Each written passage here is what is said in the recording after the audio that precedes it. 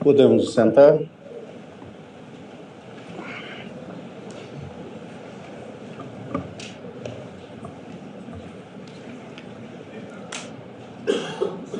Declaramos aberta esta sessão do Supremo Tribunal Federal, reaberta, na verdade, a sessão deste tribunal, para prosseguir com as sustentações orais nos dois feitos já apregoados para julgamento. Saúdo os eminentes colegas aqui presentes e também os colegas que estão a acompanhar por vídeo esta sessão, participando, portanto, virtualmente, ministros Dias Toffoli, ministra Carmen Lúcia, ministro Nunes Marques e os colegas aqui presentes, ministro Gilmar Mendes, ministro Alexandre Moraes, ministro André Mendonça, ministro Cristiano Zanin, ministro Flávio Dino. São dois feitos, como sabemos. O primeiro é o recurso extraordinário 979.742 e o segundo é o recurso extraordinário 1.212.272. Já foram ouvidas as sustentações orais das partes requerentes e agora ouviremos as sustentações orais dos amici curiae, e, portanto, para falar em ambos os recursos, falará como amicus curiae a Associação das Testemunhas Cristãs de Jeová, a TCJ, e pela associação Dr. Laércio Ninelli Filho. A vossa senhoria foi inicialmente distribuído o tempo de 5 minutos. Vossa senhoria, todavia, falará em ambos os recursos. Portanto, o vosso tempo está dobrado para 10 minutos. Tem a palavra. Muito obrigado, senhor presidente. Cumprimento Vossa Excelência, cumprimento excelentíssimos ministros, ministra Carmen Lúcia, excelentíssimo representante da Procuradoria-Geral da República. É um prazer poder falar perante essa Suprema Corte, representando a Associação das Testemunhas Cristãs de Jeová. Inclusive, estou acompanhado aqui de alguns dos representantes da associação que aguardam com expectativa o desenrolar desse julgamento. E me sinto feliz, principalmente, de poder falar a respeito desse tema, que apesar de tão caro, apesar de trazer tantos valores importantes, infelizmente ele ainda traz consigo alguma carga de polêmica, muitas vezes também algum preconceito, que ao nosso ver é gerado muitas vezes pela desinformação.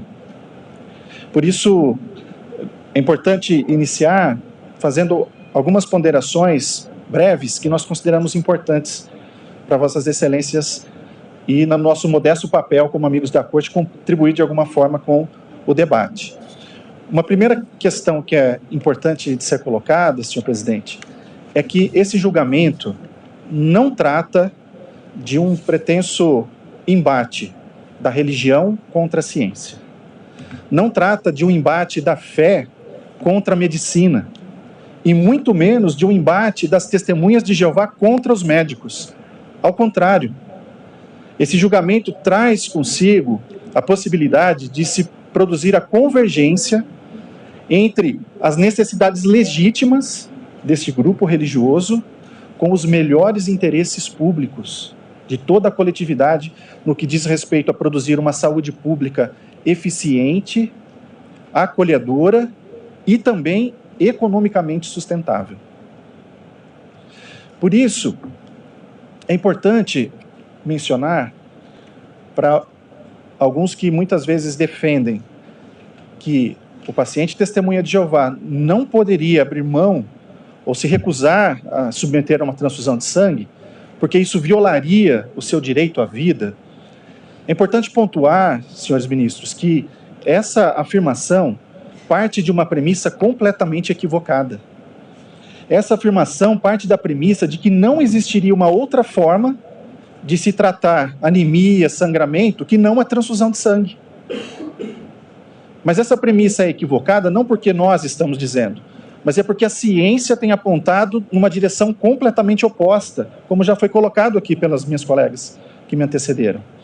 Inclusive, eu gostaria apenas de enfatizar que no ano de 2021, a Organização Mundial da Saúde emitiu essa diretriz sanitária mundial, dizendo que é urgente os países implementarem esse programa para gerenciar o sangue do próprio paciente. E por que a OMS disse isso? Qual a razão principal? Nós juntamos aos autos já esse documento e fizemos chegar também aos gabinetes de Vossas Excelências. E aqui na página 5, esse documento ele é baseado em mais de 220 referências de estudos científicos. E na página 5 do documento, a OMS traz um estudo realizado na Austrália, em 4 hospitais, em que se implementou esse programa, e ao final das análises, esse estudo envolveu mais de 600 mil pacientes. E ele traz um dado relevantíssimo. Um dos achados desse estudo foi a redução de 28% da taxa de mortalidade dos pacientes. Mais de 600 mil pacientes, 28% de redução da mortalidade. Basta a gente fazer as contas e ver onde é que estaria a violação do direito à vida.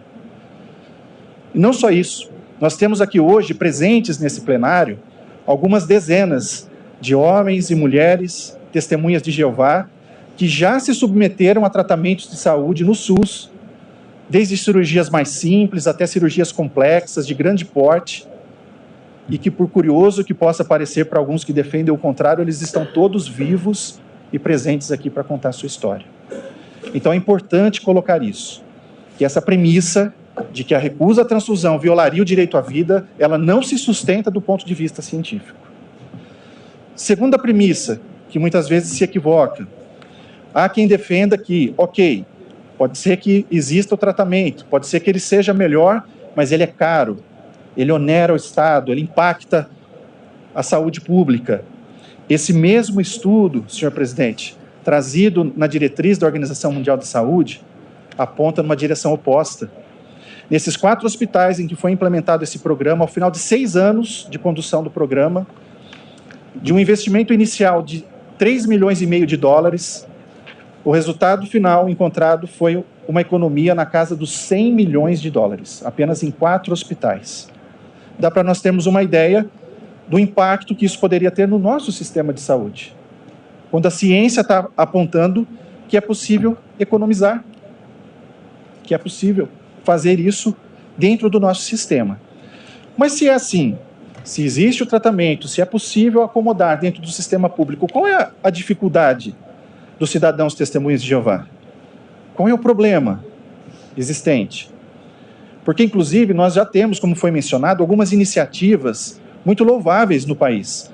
Como foi mencionado no estado do Ceará, esse programa já é política de Estado desde 2017, com ótimos resultados. Aqui no Distrito Federal, a Secretaria de Estado do Distrito Federal já está implementando o programa. Montou um grupo de trabalho, selecionou os principais hospitais e já está trabalhando nisso. Nós temos também, em São Paulo, como foi mencionado, na Unifesp, no Hospital Universitário da Unifesp, 100% SUS. O tratamento já é feito em cirurgias cardiovasculares, neurocirurgia, transplante renal e em outras disciplinas. E mais, os profissionais da Unifesp têm feito um empenho louvável de compartilhar esse conhecimento com outras instituições. Por meio de convênios institucionais, eles oferecem gratuitamente o curso de capacitação no PBM, compartilham a experiência. Ou seja, é possível. Então, qual é o problema? Qual é a dificuldade? A dificuldade é que, por não haver uma resposta conclusiva sobre se é legítima a recusa da transfusão de sangue pelas testemunhas de Jeová por convicção religiosa, o fato é que, muitas vezes, esses pacientes ficam na porta do hospital. Pelo Estado brasileiro não ter dado essa resposta ainda, o que acontece é que, muitas vezes, eles não conseguem nem chegar até o médico, o profissional que vai avaliar. Só para exemplificar, nos últimos meses, nós acompanhamos o caso de 3 pacientes que tiveram uma fratura de fêmur, assim como o senhor Eli, tratado num dos casos aqui. E aí, inicialmente, eles foram recusados lá no hospital em que eles estavam sendo atendidos. E aí, com o decorrer do tempo, até se levantar as informações, as tratativas com o hospital, conseguir a documentação, ingressar com uma ação judicial para conseguir uma liminar que determinava o tratamento, que aconteceu, nos 3 casos, houve a consolidação da fratura. Ou seja, o osso se colou por conta própria, de forma equivocada. E um desses pacientes está hoje com 4 centímetros a menos em uma das pernas. E ele vai ter que conviver com isso se não quiser passar por um outro procedimento para quebrar novamente o osso, para fazer a cirurgia e colocar novamente. Sendo que, talvez em algumas horas de cirurgia, ele já estaria de alta, em casa, recuperado, utilizando o que o sistema poderia oferecer para ele. E para concluir, senhor presidente, eu gostaria aqui, nessa oportunidade, de relembrar as palavras de Vossa Excelência no julgamento da ADI 4439, que também tratava da liberdade religiosa.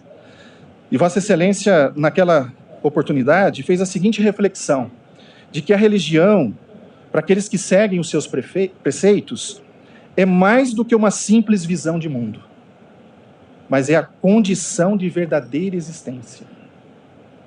E naquela oportunidade, Vossa Excelência invocou um precedente da Corte Europeia de Direitos Humanos, no caso Kokkinakis versus Grécia, e uma curiosidade a respeito desse julgamento é que o senhor Minos Kokkinakis também era uma testemunha de Jeová. Ele foi encarcerado mais de 60 vezes, respondeu a 19 processos, e sabe qual era o crime do qual ele era acusado? Proselitismo, por querer compartilhar com seus vizinhos aquilo que ele entendia da Bíblia. Então, foi entendido naquele julgamento por aquela corte, é que a liberdade religiosa não se restringe apenas ao âmbito privado. É necessário poder haver a externalização dessa fé. E é assim que é no caso das testemunhas de Jeová, senhores ministros. Presidente, Vossa Excelência permite uma indagação Sem em matéria dúvida. de fato. Pois não, Obrigado. ministro Tim. Tanto Vossa Excelência como as ilustres advogadas, e a quem homenageio pela qualidade da sustentação, fizeram seguidas alusões a casos de cirurgias. E isso, creio que, do ponto de vista fático, está bem claro. Mas eu gostaria de indagar de Vossa Excelência 2 situações, se há casuística, chamemos assim, na respeitável igreja que as senhoras e os senhores representam. A primeira indagação é sobre situações de emergência imprevisíveis. Um grave acidente de trânsito, em que o SAMU vai lá, socorra a pessoa e leva a pessoa inconsciente para o hospital. É utilizado apenas aquele cartão a que uma das doutoras fez alusão, ou nestes casos há uma compreensão de que a pessoa recebe a transfusão, depois busca, chamemos assim, uma absolvição religiosa? Essa é a primeira pergunta. A segunda pergunta, no caso de crianças, recém-nascidos, 6 meses, como se dá o suprimento da óbvia impossibilidade de manifestação da vontade? Porque todas as sustentações, como disse, de alta qualidade, aludiram à mesma circunstância, que é absolutamente compreensível. Cirurgias planejadas, eletivas ou não, mas planejáveis, chamemos assim. Eu gostaria de indagar essas outras 2 situações para um melhor esclarecimento em outro momento. Agradeço ao presidente. Obrigado a Vossa Excelência, doutor Laércio. Vossa Excelência continua com a palavra, com tempo adicional para responder ou apresentar as questões que tiver em face da manifestação do ministro. Eu só queria explicar por que eu fiz para o amicus curiae, porque ele é amigo da corte. Por isso que eu fiz isso. Presumivelmente.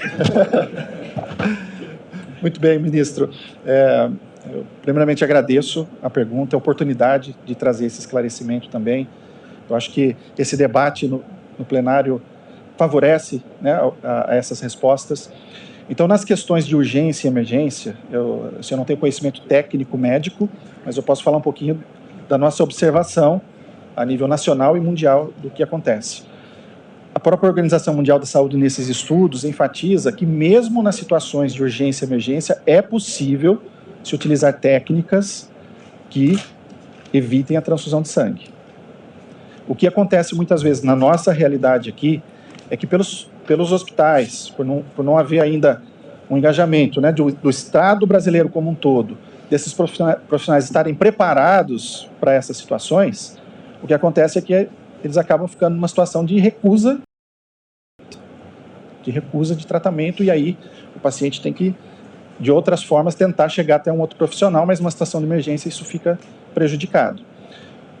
Mas na questão espiritual, né, que Vossa Excelência indagou, a Associação das Testemunhas de Jeová mundialmente tem atuado no sentido de respeitar as decisões individuais de cada membro da religião. Ou né? circunstâncias individuais que são... A pessoa está inconsciente. Isso, enfim, exatamente. E o médico tem um dever ético. Sim, mas é importante... O paciente vai ser culpabilizado, não do ponto de vista jurídico, do ponto de vista... É esse o confronto de direitos fundamentais. O que acontece é que, na sua imensa maioria, os pacientes testemunhas de Jeová, eles portam esse cartão, fazem cópias, deixam com os familiares, inclusive, para evitar esse tipo de situação, né? Mas é importante frisar, ministro, que para um cidadão, para um ser humano testemunha de Jeová, sofrer uma transfusão de sangue contra a sua vontade é equiparado a um estupro, por exemplo. A gente tem casos, por exemplo, de pacientes com diagnóstico de estresse pós-traumático por conta dessa situação. Tamanho impacto que aquilo causa nessas pessoas. Eu agradeço ao senhor. Obrigado. Concluindo, senhor presidente, brevemente, então, colocadas essas questões, algo importante a ser enfatizado é que, se a resposta ser dada às duas questões levantadas nesses dois recursos, se nós admitíssemos aqui que a liberdade religiosa não permite que o paciente testemunho de Jeová possa se recusar a submeter uma transfusão de sangue, e se nós admitíssemos, por outro lado, que a liberdade religiosa não justifica que o Estado tenha que prover um outro tipo de tratamento tão ou mais eficaz, então é triste reconhecer, mas nesse caso nós estaríamos diante de uma espécie de banimento dessa religião no país. Porque não haveria possibilidade desses cidadãos externalizarem a sua fé. E aquele que é considerado o maior sistema de saúde do mundo não poderia compactuar ou permitir algo assim. Muito obrigado e agradeço mais uma vez a atenção de Vossas Excelências. Muito obrigado, doutor Laércio Ninelli Filho. Prosseguindo nas sustentações orais, agora, para a sustentação oral no recurso ordinário 979-742, falará pelo amicus curiae Watchtower Bible Society, o Dr. Matheus Araújo de Oliveira Pereira. Vossa Senhoria tem a palavra. Pois não, ministro. Senhor presidente, só pela ordem que eu tenho receio de ter cometido já algumas injustiças. Nós estamos em sede de um debate sobre valores constitucionais. Valores constitucionais. Então, o Código de Processo Civil, nós tivemos essa preocupação, ele tem uma parte apenas para verificar se o plenário entende que eu, outrora, tenha cometido alguma injustiça ao indeferir. Pois não. E na cooperação jurisdicional internacional, há uma preocupação em admitir essa... Eu vou ler para Vossa Excelência um artigo que foi colocado pelo grupo que tratou da cooperação jurídica internacional. Na cooperação jurídica internacional não será admitida a prática de atos que contrariam ou que produzam resultados incompatíveis com as normas fundamentais que regem o Estado brasileiro. Então, apenas um questionamento, até para que nós possamos verificar. Não tenho nenhuma restrição, amicus curiae, enfim. Mas eu digo o seguinte, esse amicus curiae tem sede no Brasil? Doutor Matheus Araújo. Da Pensilvânia. Não tem sede no Brasil. Não tem sede no Brasil. A minha preocupação, senhor presidente, é o seguinte, nós estamos discutindo valores constitucionais brasileiros. Será que é possível a intervenção no processo brasileiro de uma entidade internacional que vai preconizar aqui valores constitucionais, hein? Entidade privada. Valores constitucionais praticados alhures? Entendeu, a minha preocupação? Quer dizer, cada Estado tem os seus valores, a sua ideologia, Estado soberano, né? Então essa é a minha preocupação, saber se uma entidade que não tem sede no Brasil vem aqui defender algo que está previsto nos nossos valores. Pois não. O senhor, apenas, talvez até que se professa, enfim, alguma questão nesse sentido. Eu já Muito obrigado, ministro Fux. Doutor Matheus, aliás, é Matthews ou Mateus? É Matheus. Eu sou advogado brasileiro, excelência. É que aqui a grafia está americanizada do seu nome, por isso que agora ao ler eu fiquei em dúvida, mas, portanto, doutor Matheus, Vossa Senhoria poderia prestar ao tribunal um esclarecimento sobre esta sociedade que, pelo que já ouvimos, tem sede na Pensilvânia? Sim, excelência, excelentíssimo senhor presidente, excelentíssimos ministros e ilustre membro do Ministério Público, demais colegas. A Watchtower é a entidade mundial que representa as Testemunhas de Jeová. Ela existe há mais de 100 anos e ela representa as Testemunhas de Jeová mundialmente. E nessa sustentação, eu traria algumas informações das Testemunhas de Jeová, pensando em contribuir com esse julgamento. Pois não.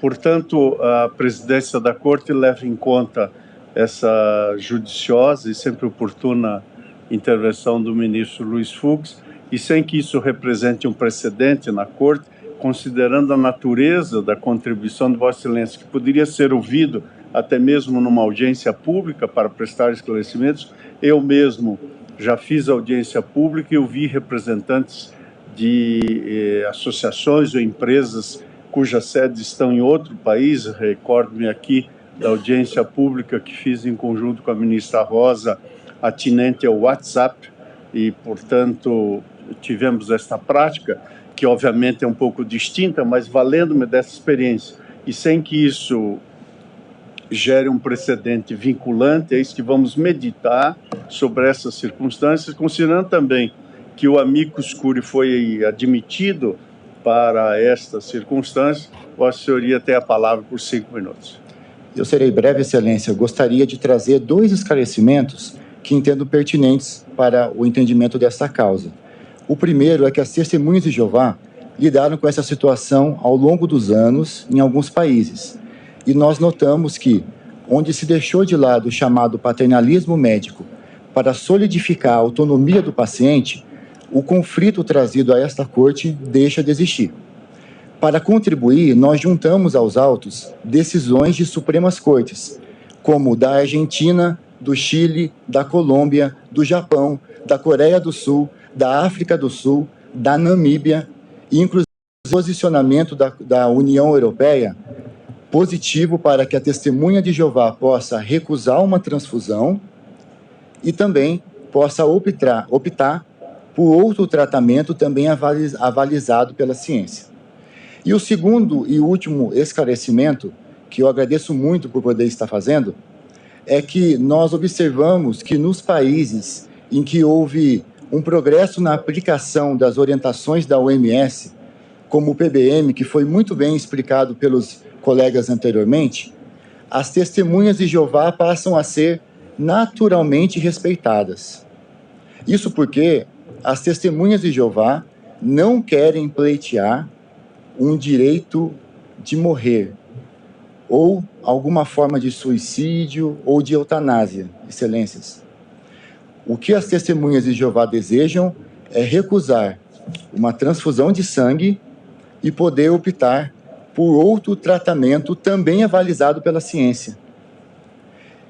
Esse processo nós estamos tratando da questão dos adultos, mas até acrescentando para esclarecimento, como alguns procedimentos científicos avalizam tanto e chancelam, nós entendemos que os pais poderiam decidir aplicar os mesmos procedimentos seguros da ciência aos seus filhos. Cito como exemplo a NHS, aí gostaria de compartilhar uma visão internacional, excelências. A NHS, o Sistema Público de Saúde do Reino Unido, acolhe Testemunhas de Jeová em diretriz específica. Tanto é que eu gostaria de citar que a Associação de Anestesistas da Inglaterra declara, com base na orientação da NHS, que o gerenciamento do sangue do paciente PBM é agora comumente empregado. A questão, ou melhor, a gestão das testemunhas de Jeová é semelhante às medidas do PBM. A estrutura ética e legal em relação ao consentimento também mudou. A recusa de transfusão de sangue não se limita às testemunhas de Jeová. Esse é um esclarecimento que gostaríamos de fazer. Na mesma linha, Excelências, a Austrália, que declara expressamente: qualquer paciente adulto competente pode se recusar a receber uma transfusão de sangue. E, por fim, encerrando, cito a Associação Internacional de Transfusão de Sangue, que na sua diretriz, que inclusive é chancelada pela OMS, declara: o paciente tem o direito de esperar que a sua autonomia seja respeitada, devem ser fornecidas a ele as informações para permitir a decisão de aceitar ou recusar o procedimento. Qualquer diretiva anterior válida deve ser respeitada. Em conclusão, Excelências, nós esperamos que esse julgamento seja um marco, não apenas para o Brasil, mas também para o mundo. E nós sabemos que, com essa decisão, nós esperamos que as testemunhas de Jeová, pacientes no Brasil, tenham os mesmos direitos de testemunhas de Jeová, pacientes em outras partes do mundo. Mas também que a autonomia do paciente seja resguardada em nosso país e que todo paciente também possa ter resguardada a sua autonomia. Agradeço muito permitirem que eu possa prestar esses esclarecimentos à Corte. Muito obrigado, doutor Matheus. Falará agora pelo Amicus Curiae, Associação Nacional de Juristas Evangélicos, Ana Júri, a doutora Maria Cláudia Buchianeri Pinheiro. Como falará nos dois recursos, Vossa Senhoria tem 10 minutos. Eu agradeço, excelentíssimo senhor ministro-presidente, é uma honra me dirigir a Vossa Excelência na condição de presidente desta tribuna. Senhor ministro Gilmar Mendes, relator deste processo, ministro Barroso também relator, ministra Carmen, por vídeo, demais ministros desta casa, professor Paulo Gonet, procurador-geral da República. Senhor presidente, é com muita honra que venho a esta tribuna numa sessão que, para nós, é histórica, porque versa um caso que é típico de uma Corte Constitucional. Caso típico de uma Suprema Corte, porque envolve a proteção de uma minoria claramente hostilizada, historicamente perseguida, quase que aniquilada no nazismo.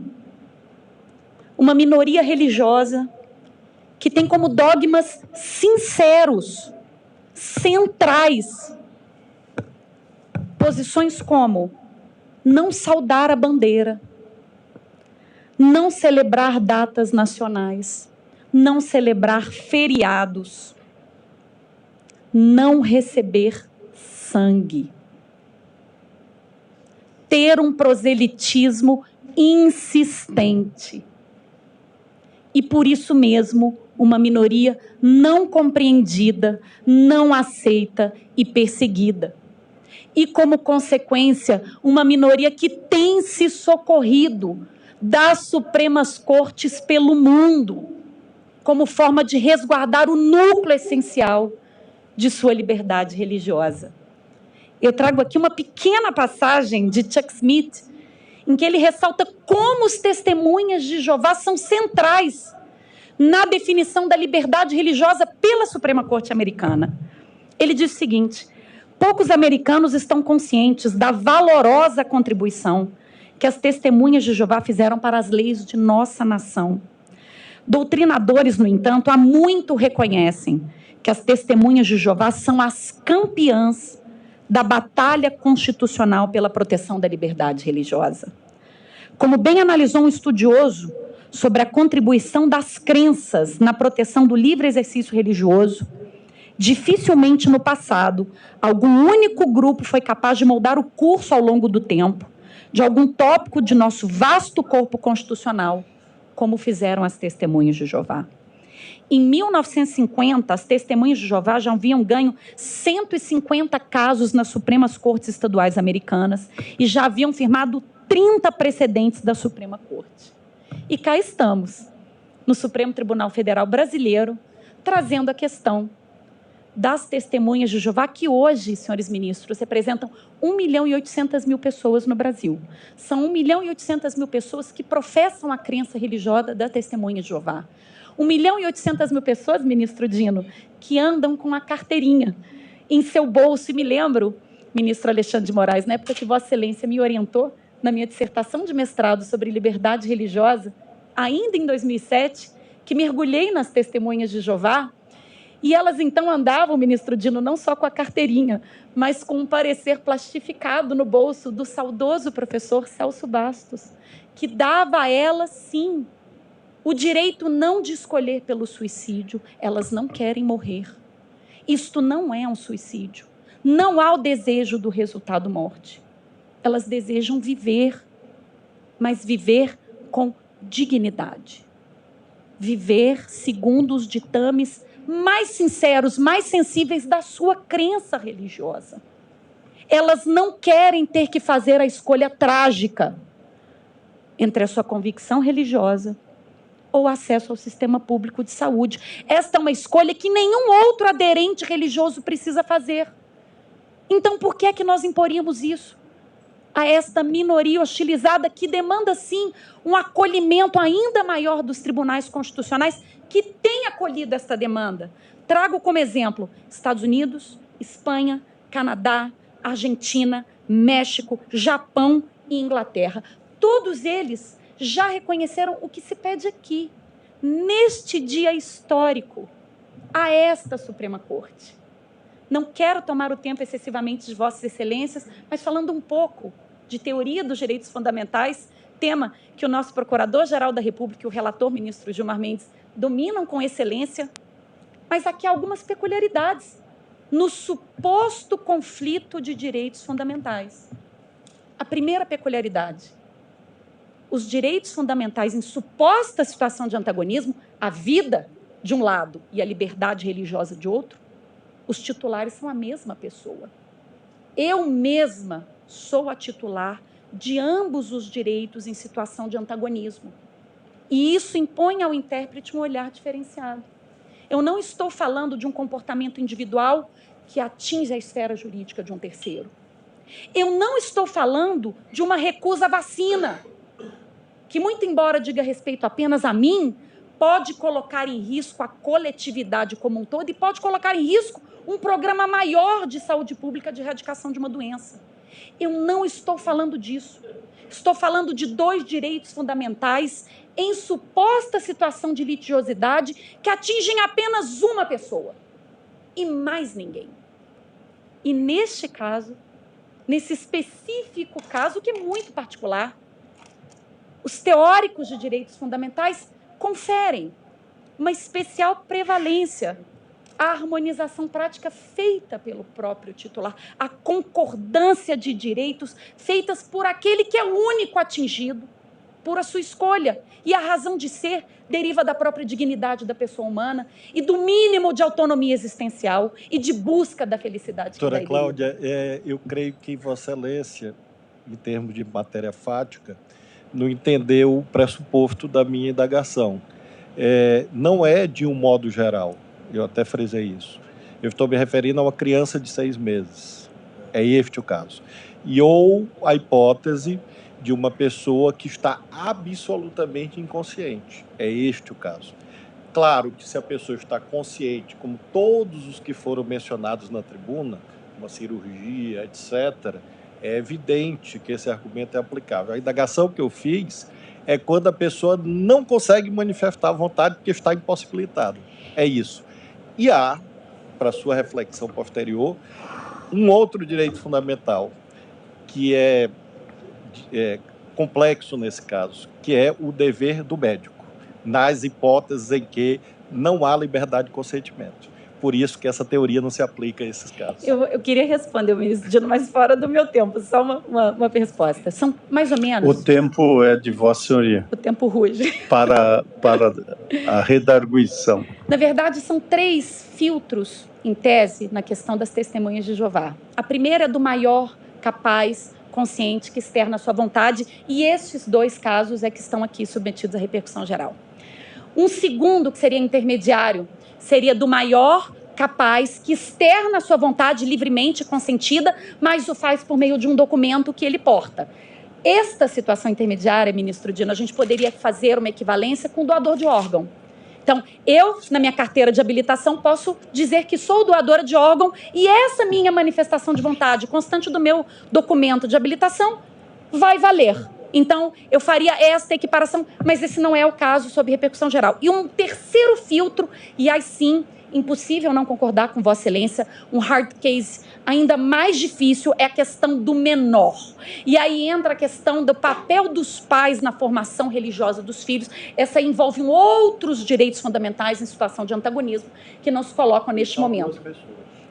E aí já não tem a questão da mesma titularidade, por isso que não abordei. Mas eu, na coluna do meio, que seria o documento, eu equipararia a carteira de motorista. E se eu entender que o documento do testemunho de Jeová não vale, então a minha carteira de motorista, autorizando a doação de órgão, que é uma política pública importantíssima, também não valeria.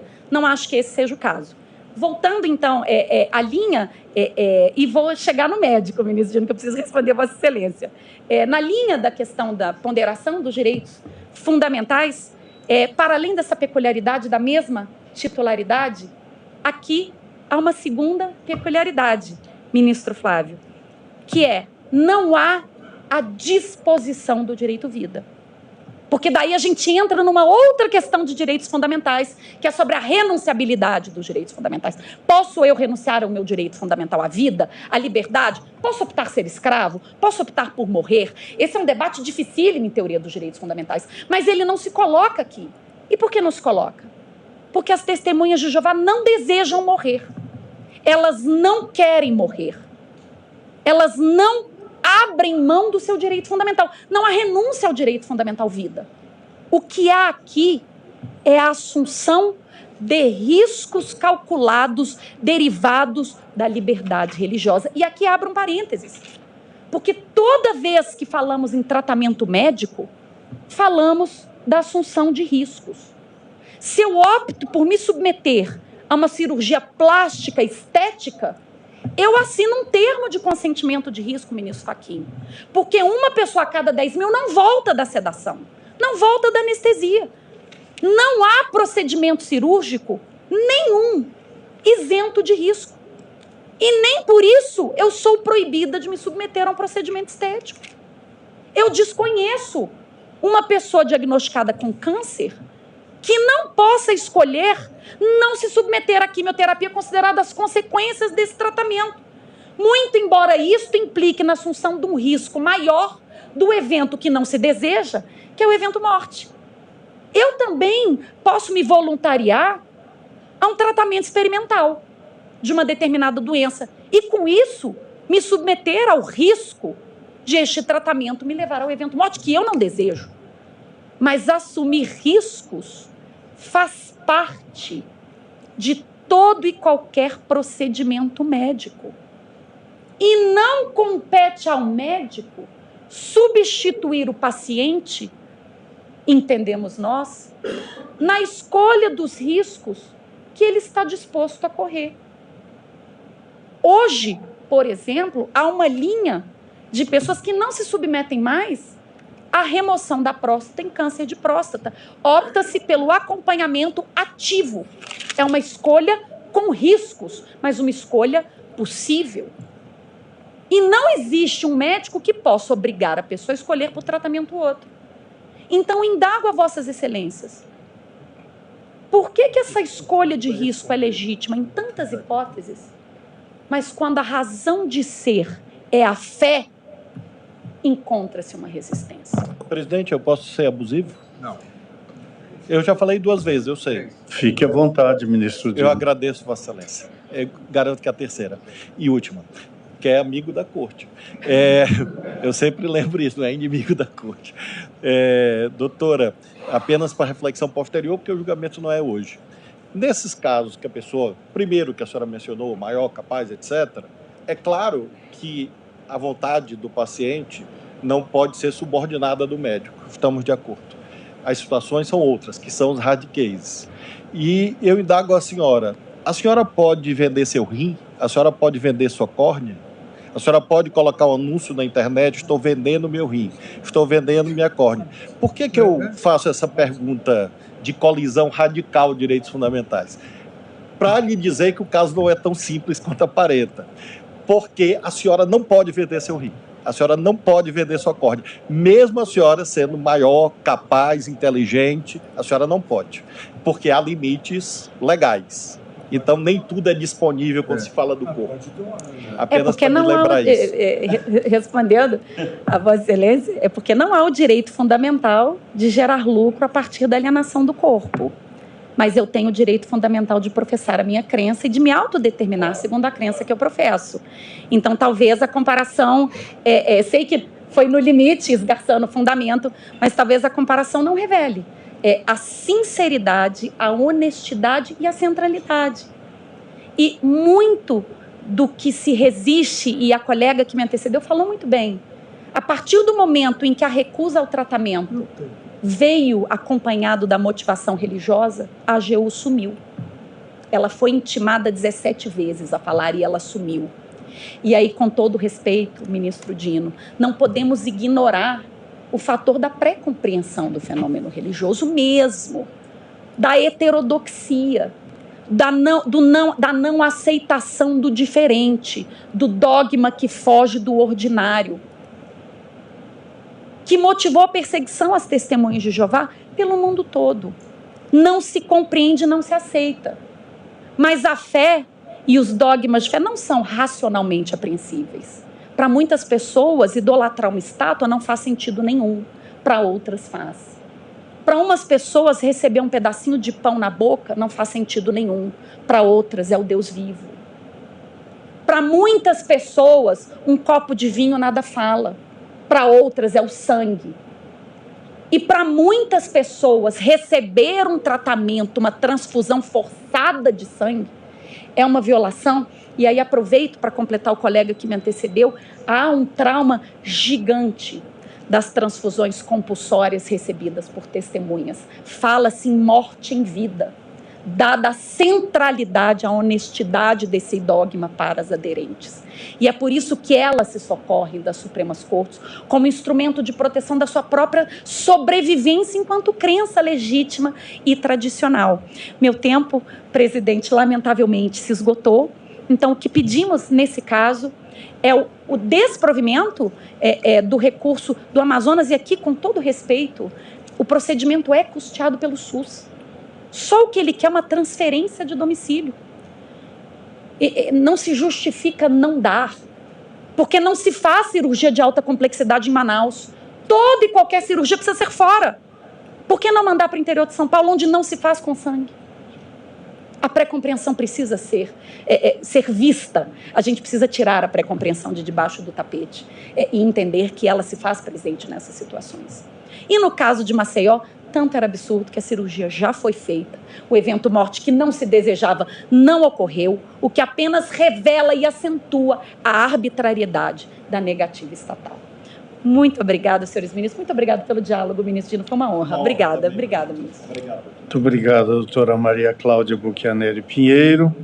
E agora, no recurso extraordinário 979742, falará pelo amicus curiae Defensoria Pública do Estado de Minas Gerais, o doutor Péricles Batista da Silva, defensor público do Estado de Minas Gerais. Vossa Senhoria tem a palavra por 5 minutos.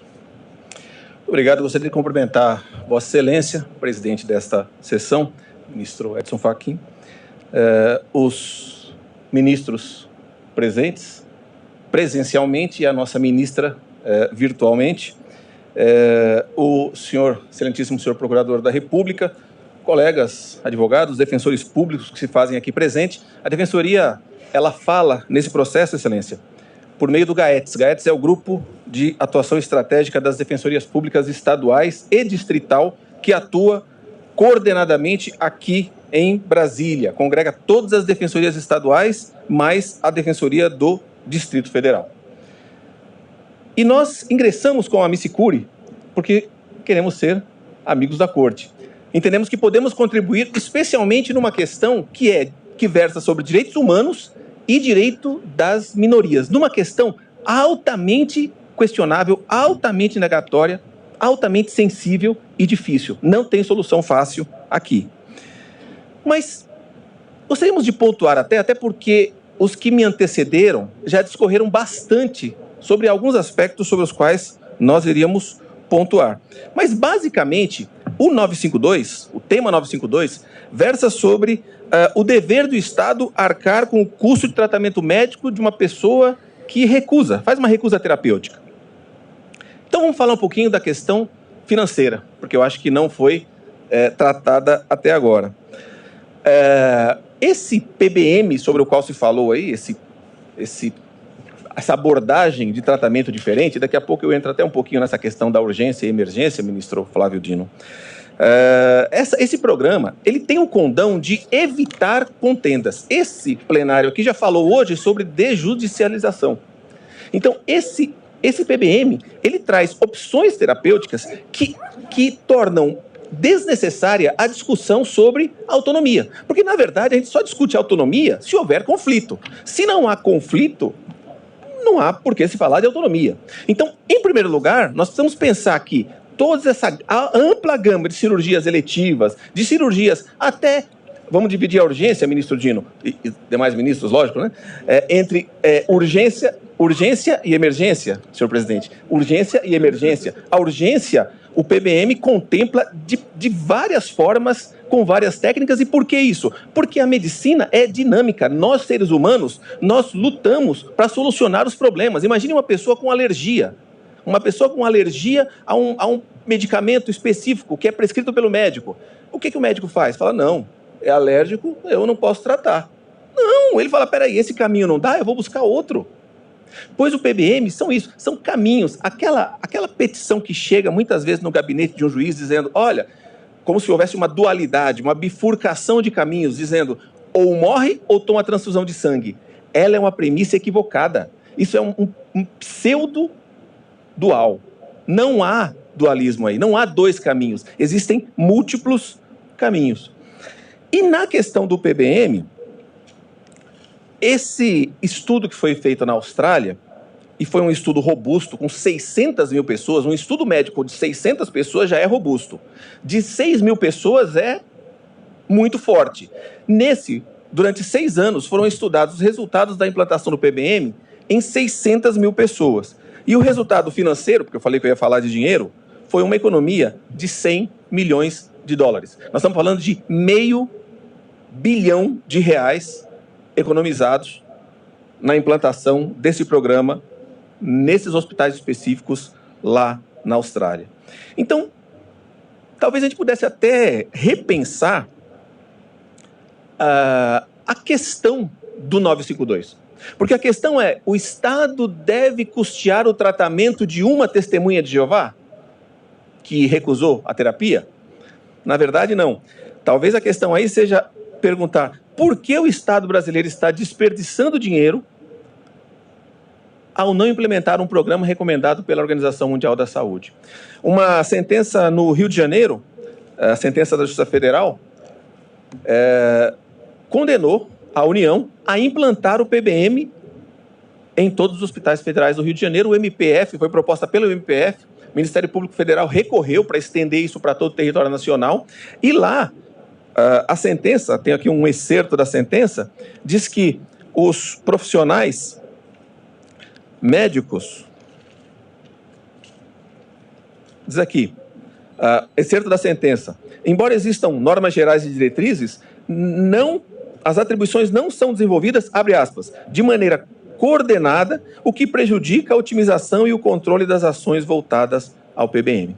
Então, a discussão de autonomia, que é um dos temas aqui discutido, ela vai apenas nesses casos extremos, onde se elimine essa possibilidade, se elimina essas opções. Então, nós não estamos falando de eletivo, nós não estamos falando de urgência, e até na emergência há recursos.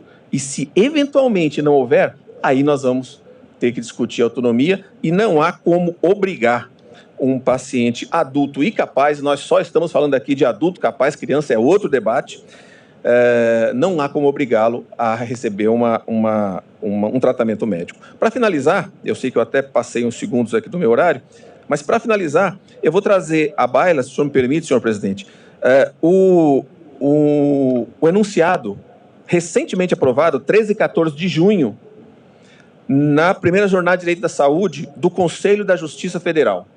O enunciado diz assim, abre aspas, a intervenção médica e cirúrgica em paciente adulto e capaz exige o seu prévio e expresso consentimento livre, consciente e informado, que inclui o direito de recusa. E olha que interessante agora, salvo a hipótese de emergência médica em que o paciente não possa externar a sua autodeterminação e não tenha deixado diretivas médicas antecipadas que permitam ao médico conhecer as escolhas do paciente. Ou seja, se o médico, por qualquer meio legítimo, tiver conhecimento da recusa, ele deve respeitar. Se ele não tiver conhecimento, não há que se discutir, né? Mas se ele tiver, há que respeitar. Assim, na conclusão, como conclusão, a Defensoria Pública entende que, por qualquer prisma que se olhe, no caso de recusa terapêutica por pessoa maior capaz e informada, as opções terapêuticas que tenham base científica devem ser utilizadas e, em qualquer circunstância, por uma questão de direitos humanos, direitos fundamentais, a autonomia do paciente deve ser respeitada. Muito obrigado, doutor Péricles Batista da Silva. E agora, também no recurso ordinário 979742, falará pelo Amicus Curiae Sociedade Brasileira de Bioética, o doutor Henderson Furst, a quem concedo a palavra também por 5 minutos. Excelentíssimo ministro-presidente, ao saudar Vossa Excelência, quero saudar também o excelentíssimo ministro Gilmar Mendes, relator também nesse caso, e saudar a excelentíssima ministra e os excelentíssimos senhores ministros aqui presentes. Eu deixei os livros e vim hoje nessa tribuna com um profundo respeito e senso de responsabilidade falar pela Sociedade Brasileira de Bioética. E faço isso porque este tema, ele sempre nos é avocado em todas as aulas de todas as turmas de bioética e de direito constitucional. O contexto desses debates, Excelência, é um contexto em que a ciência da saúde se desenvolveu tanto que as informações de saúde, elas dobram a cada 73 dias. Mal se completam 2 meses e meio, já temos o dobro de informações. Curiosamente, hoje cedo, a caminho deste tribunal, o New England Journal of Medicine mandou o boletim do dia. Qual era o primeiro artigo? A disponibilidade de sangue para procedimentos clínicos no mundo, porque se trata de um preceito essencial para a boa prática médica, não diferenciando qual sangue, se doado para si ou para outrem, mas veja a importância do que nós estamos falando e algo de hoje cedo, de um dos maiores periódicos do mundo.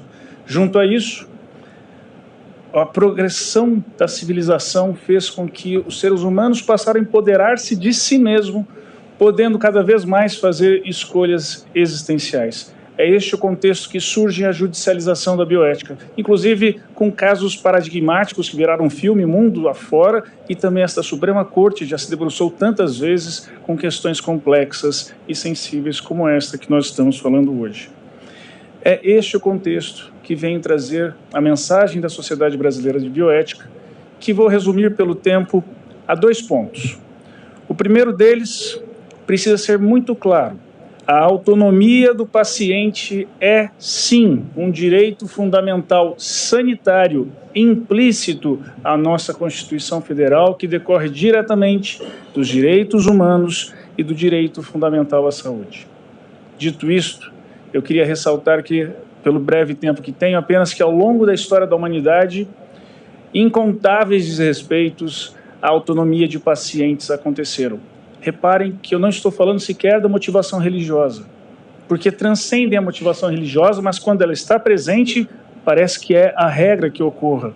Até hoje nós abrimos sites jurídicos e vemos notícias disso acontecendo, mas não é apenas com a liberdade religiosa. O estado da Califórnia nos chocou com notícias de que ainda estavam praticando eugenia em 2013.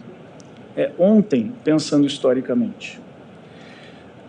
Mas, para proteger isso, há uma Declaração Universal de Bioética e Direitos Humanos que nos artigos 5 e 6 diz claramente sobre a autonomia e o consentimento do paciente como direitos humanos.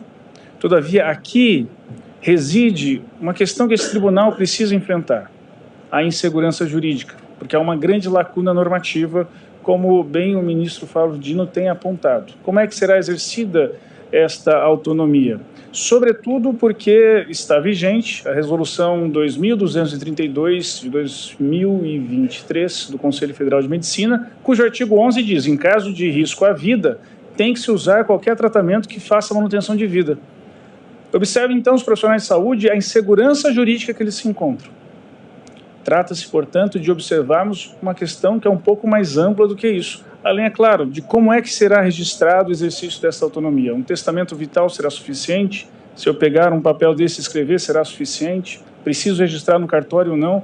Em quais condições? Aliás, as regras do direito civil para questões patrimoniais de negócios jurídicos são válidas para questões existenciais que dizem respeito ao consentimento? São questões que precisaremos enfrentar nessa Suprema Corte. E a segunda mensagem diz respeito à compatibilização dessa autonomia que precisa estar em consonância com a democracia sanitária. A Constituição Federal de 88, ela estabelece um paradigma muito claro de democracia sanitária. Uma democracia que é pautada pela redução da simetria de acesso a tratamentos. Veja o caso em questão. Em um estado tem, no outro não tem. Que é pautado também pela participação social e o controle social para que a sociedade possa dizer o que entende por saúde. Mas, sobretudo, é pautado pela saúde baseada em evidências, porque é o que esta Suprema Corte tem decidido. Nesse sentido, e já sabendo que meu tempo já se esgotou, quero chamar a atenção para a questão do PBM. Ele está incorporado difusamente, e ele é uma cultura. Ele envolve treinamento, envolve cirurgia minimamente invasiva. Nós temos a incorporação para planos de saúde, tem código para ser pago, mas no SUS não tem. É uma incorporação parcial ao nosso sistema de saúde que cria diferenças que a Constituição não autoriza.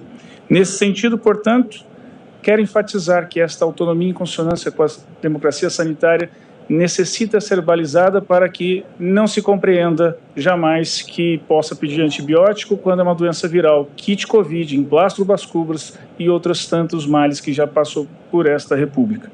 Sobretudo, essa é uma oportunidade única desta Corte avançar nessa democracia sanitária, protegendo tanto a autonomia quanto a saúde baseada em evidências. E aqui deixo uma frase para encerrar de Sérgio Aroca, um grande mentor de todo esse sistema de saúde: democracia é saúde. Muito obrigado, Excelências.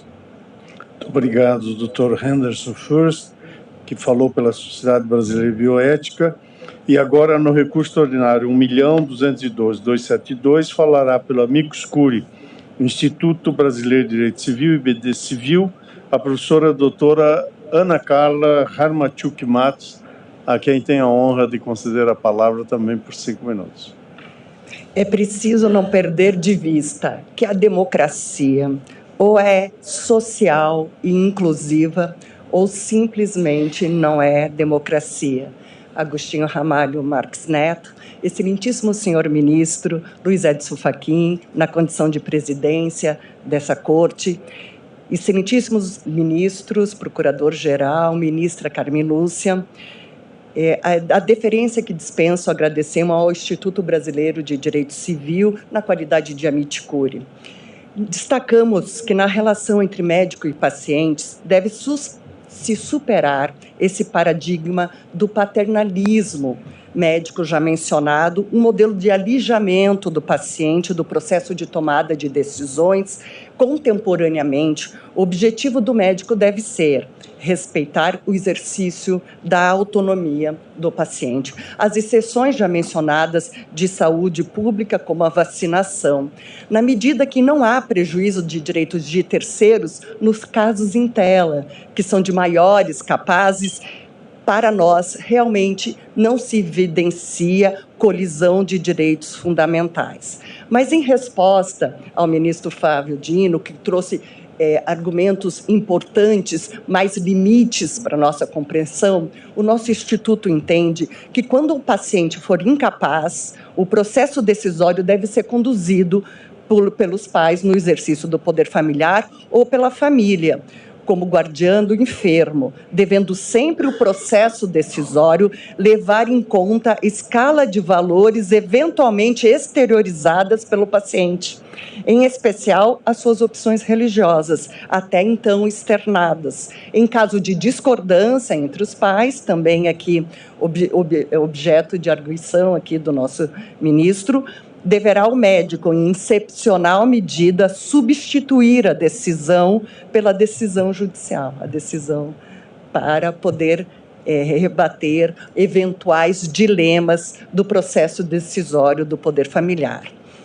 Deve-se assegurar que uma pessoa não seja meio para a realização de outra decisão, aquela médica, evidenciando-se a instrumentalização do ser humano, por não ser ele o objeto das intervenções, mas sujeito de seu destino e das suas próprias escolhas. Caberá esclarecer os procedimentos que serão adotados, possibilidade de sucesso, riscos, daí o relevo do consentimento livre e informado. O direito à vida clama por uma interpretação sistemática, especialmente quando confrontado com a dignidade da pessoa humana e a devida compreensão de vida aqui expressada pelos que me antecederam.